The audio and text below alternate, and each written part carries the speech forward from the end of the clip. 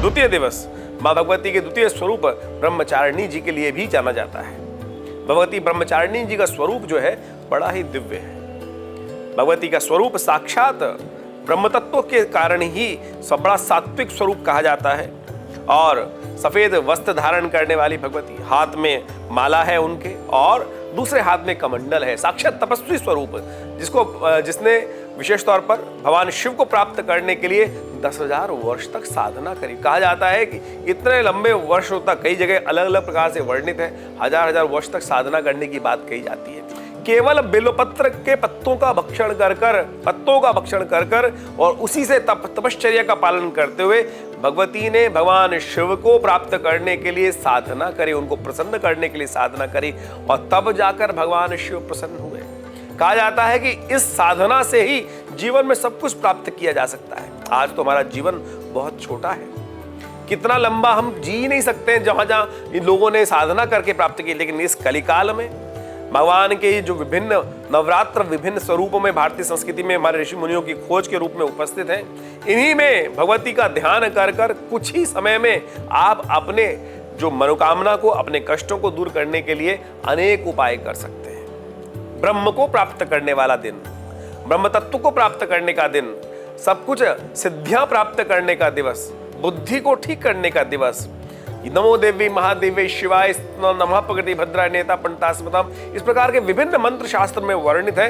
किसी भी मंत्र के द्वारा यदि भगवती की स्थापना जो खासतौर पे उनका स्तवन किया जाए तो उससे मनोकामना पूर्ति के योग बन जाते हैं। यदि ब्रह्मचारिणी देवी का कोई सबसे आसान मंत्र जानना चाहते हैं तो वो मंत्र इस प्रकार से, या देवी सर्वभूतेषु ब्रह्मचारिणी रूपेण संस्थिता नमस्तस्यै नमस्तस्यै नमस्तस्यै नमो नमः। इसको साधारण रूप से आप इस प्रकार भी जप कर सकते हैं। अन्यथा अनेक मंत्र शास्त्र में, दुर्गा सप्तशती में 700 मंत्र विभिन्न रूप से बताए गए हैं। उन सब में अपनी मनोकामना के अनुसार से या देवी सर्वभूतेषु बुद्धि रूपेण संस्थिता नमस्तस्यै नमस्तस्यै नमस्तस्यै नमो नमः, इस मंत्र का जप कर सकते हैं। ब्रह्म बुद्धि जो है वो वास्तविक तौर पे भगवती ब्रह्मा के द्वारा ही प्रदत्त होती है।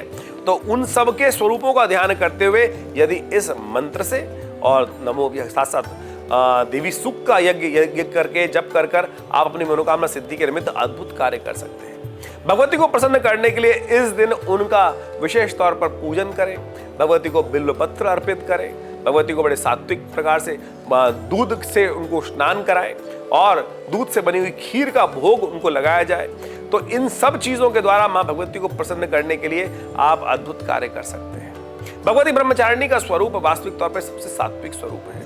कई जगह भ्रांतिवश लोगों ने, हमारी संस्कृति में कई सारे कालन ऐसे आए कि जिसके अंदर बड़े बड़े अनेक प्रकार के लोग हुए, विभिन्न संस्कृति के लोग आए, उन्होंने हमारे धर्म को विभिन्न रूप से आख्यायित करने का प्रयास किया, धर्म को वो बहुत सारे बातें जोड़ने का प्रयास किया, मांसाहार, अनेक प्रकार की चीजें, तामसिक चीजें, वो सब भारतीय संस्कृति में जोड़ने का प्रयास किया। लेकिन शास्त्र में प्रमाणित चीजों को यदि बुद्धिमत्ता के अनुसार से आप देखें तो आप सब अच्छे से समझ सकते हैं कि सात्विकता ही वास्तविक तौर पे भारतीय सनातन पद्धति की मूल निधि है। इस बात को हमें समझना चाहिए। पवित्रता, सात्विकता, या एक बात समझें, कई लोग बलि प्रदान करने की बात सोच लेते हैं कि बलि चढ़ाई जाती है, अनेक प्रकार की बात की जाती है। माँ तो भगवती जो है वो समस्त जीवों की माँ है, केवल मनुष्यों की या मेरी और आपकी तो नहीं माँ है, उस जीव की भी तो माँ वही है।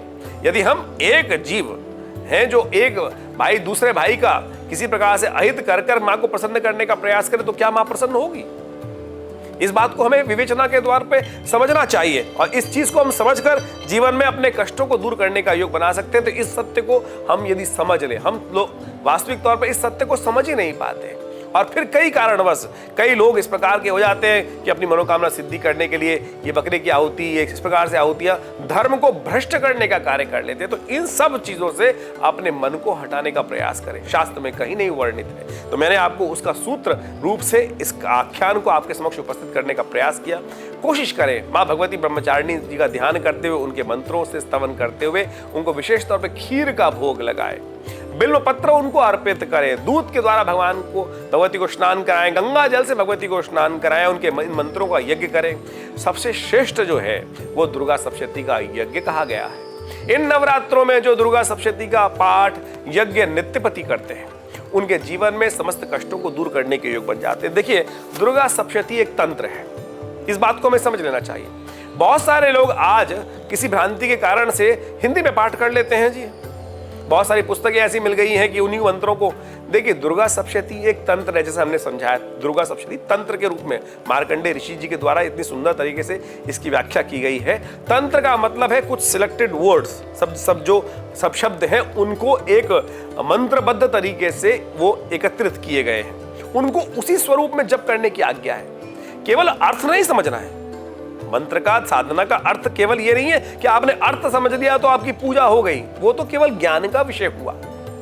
लेकिन तंत्र के अनुसार से जिस प्रकार से क्या कहा जाता है, यदि दुर्गा सप्तशती के संपूर्ण पाठ को तंत्र के अनुसार से पूर्ण विधि का पालन करते हुए किया जाए तो ऐसा हो नहीं सकता कि आपकी मनोकामना सिद्ध ना हो, आपका अभिष्ट कार्य जो आपने सोच रखा है वो पूर्ण हो। बिल्कुल होता है कार्य, ऐसा हो ही नहीं सकता है कि वो पूर्ण ना हो, लेकिन हम विधि का पालन नहीं करते हैं, हम अपने मन के अनुसार चल जाते हैं। कुछ लोग संसार में उत्पन्न हो गए जिन्होंने अपने नाम को चलाने के लिए विभिन्न पुस्तकें छाप दी, हिंदी में कर लीजिए, ऐसा कर लीजिए, वैसा कर लीजिए, लेकिन दुर्गा सप्तशती के तंत्र को आप उसकी व्यवस्था को बदल नहीं सकते। व्यवस्था सुव्यवस्थित जिस प्रकार से की गई है, तंत्र के रूप में व्यवस्थित की गई है, उसको उसी रूप से जप कर, उसी रूप से कार्य कर कर केवल ये कहें कि हमें तो संस्कृत आती नहीं है, तो ठीक है भैया, तो आप किसी उपयुक्त ब्राह्मण के द्वारा, पंडित जी के द्वारा उसको कराने का प्रयास करें, तब उसका लाभ प्राप्त होगा। लेकिन अब ऐसे नहीं कि आप ऑटम बम बनाना चाहते हैं, नहीं जी मुझे तो आता ही नहीं है ऑटम बम के साइंस, मैं तो अपने घर में हल्दी नमक जोड़ कर फिर ऑटम बम बना लेता हूं, तो ऐसा थोड़ी चलेगा भैया। जिस प्रकार से एक व्यवस्था है, उसका नियम पालन करने की व्यवस्था है, उस प्रकार से करें कि तो बिल्कुल हमने कहा कि भगवान की आप प्रति जो आप कर्तव्य कर रहे हैं, कार्य कर रहे हैं, वो बिल्कुल उसी अनेक प्रकार से साधना करने के विषय, लेकिन तंत्र के संबंध में जो विषय बताया गया है उसको उसी विधि के अनुसार से आपको करने का प्रयास करना चाहिए, तब वास्तविक तौर पर वो चमत्कार आप अपने जीवन में देख सकते हैं। तो इस प्रकार से जो द्वितीय दिवस है वो भगवती ब्रह्मचारिणी देवी की आराधना करने का दिवस है। उनका ध्यान करते हुए, उनका स्तवन करते हुए माँ भगवती के निमित्त आप यदि यज्ञ में भाग लें, करें यज्ञ, अपने घर में नित्यपति करें, तो आपके जीवन में अद्भुत प्रकार से कल्याण का मार्ग प्रशस्त होगा।